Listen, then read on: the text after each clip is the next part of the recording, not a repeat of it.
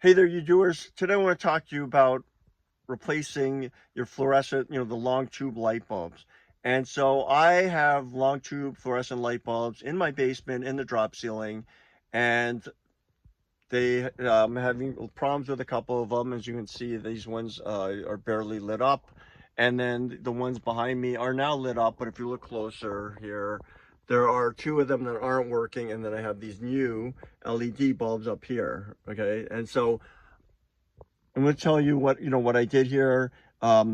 I first thought, okay, I'm gonna have to replace these fluorescent bulbs, the glass ones. Wasn't really that excited about that because I have to get rid of the old ones, which I'm gonna have to do anyways in the environmentally correct way. Also, I didn't want to, and then I didn't want to replace them with new glass bulbs because I remember in the back of my mind that you could get LED bulbs. I think I saw them, and so when I was at Menards, I asked one of the staff there, and she told me that, oh yeah, I can get. I didn't have to remove the ballast. This was enlightening to me because in the back of my mind, what was sort of preventing me from just getting LED bulbs was I thought to remove the ballast. And a ballast is what's used in a fluorescent light system, I believe, to start it, etc. Right, start the lighting, etc.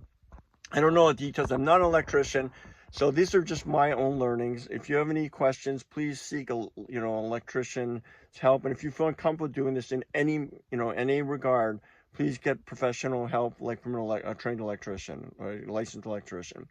I'm going to show you how I did it. First thing first, though, safety is key. Anytime you work with electricity, please turn off the power, right, at the light switch, and preferably at the breaker box, right, and tag it out, or put a tape on it or something, or lock it out. Tell people that you're doing something. Do not turn it back on, right? You need to control that situation. Safety is key in everything I do, and getting hurt is not worth it.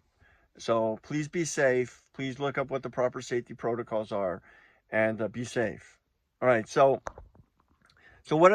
just to let you know, so this took me like 5 minutes to fix after I got it. So I want to show you just some things that I learned in doing this. So one thing is I looked at the type of light bulb I had, and this is a fluorescent bulb that's a T10 light bulb, right? And I think T10 means that when it's thicker, right? But also that the ballast is a magnetic ballast. And apparently that's an older type light bulb, light system. There's also a electronic ballast, which apparently I don't have. So I'm not sure. I didn't inspect it, but my understanding is T10s use a magnetic ballast. So that's something to look out for. And so these are 4-footers, 48 inches long. And so what I did was I went and purchased what's called a universal type A, type B LED bulb, which fits both the T8, oh, I'm sorry, the T12, not T, I think I might have said T10, the T12, right? And so the ends, the connectors are on both sides, and so they fit both. I think the T8 again is a little narrower than the T12. And so it comes in different, light tones. I got cool white I was looking for soft white, but they didn't have it. And I think these are cool white as well. My fluorescent ones that I had on there before. You can also get, I think, bright white and daylight and bright white or something like that. So there's also ones that you can get that has a little switch on it that you can change the tone, the color, frequency or range. And I didn't need that. I didn't need to pay extra for that. I think it was like $4 extra. And I got the type AB. I only need type A. And so type A, as you can see here, is there's no rewiring required. You can lead the ballast in, and you need a ballast, functioning ballast, right? So you can buy lights that are just type A, but if the ballast is not working, it's not going to work. And there's type B, which is a ballast bypass. And what that means is, I think you do something with you basically disconnect the ballast, but please look that up. That's one reason I didn't want to deal with that. But the ballast, if you just get type B, I don't think you want to use that. You do not want to use that if you have a ballast in there, functioning ballast or a connected ballast at all, right? So basically I got type A, type B, and reason why because, you know, my ballast is functioning, so I wanted to just be able to stick it in there and get it to work. But also, if the ballast does eventually go bad, I'll be able to still use this light bulb. Is that a big deal? Probably not. But anyways, the price difference, I paid like 16 bucks for two. I think the Type A's alone were about the same price, maybe more, I don't know, or maybe less, but they were about the same price for me. I was going to worry about it because I wasn't completely sure whether my ballast was bad or not also, right? Because my fluorescent lights were flickering in different ways, and I have an older system, a magnetic system, ballast system. It could have been bad. These lights are pretty, been up for a while. And so if that was the case, and then I had to figure out how to remove the ballast, etc., then I still could use these light bulbs. Bottom line, this gave me the most flexibility, and I'm happy with it. So basically, I just, as you can see here, let me just go up close. I basically just, so I have 4 light bulbs here.